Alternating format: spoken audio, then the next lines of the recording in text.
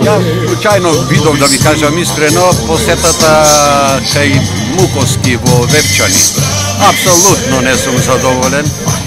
Тие ги нарекуваат тие 8 души предавници. Со предавник кафе не се пиет, со предавник се разговарат преку нишан. Или аргументи, презентира аргументи, ако продолжите понатака со предавството, или ти, или тој. Не знам јас ова пиење кафе кај такви луѓе.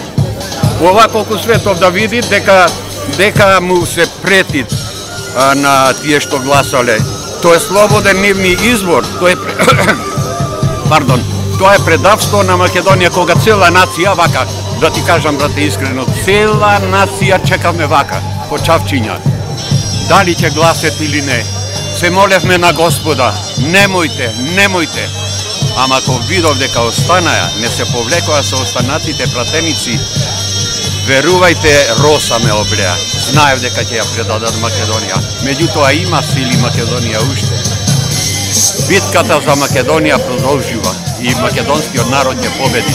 Знаете она старата изрека, брате, обединувањето и ослободувањето на Македонија може да биде дело само на македонскиот народ и на никој други.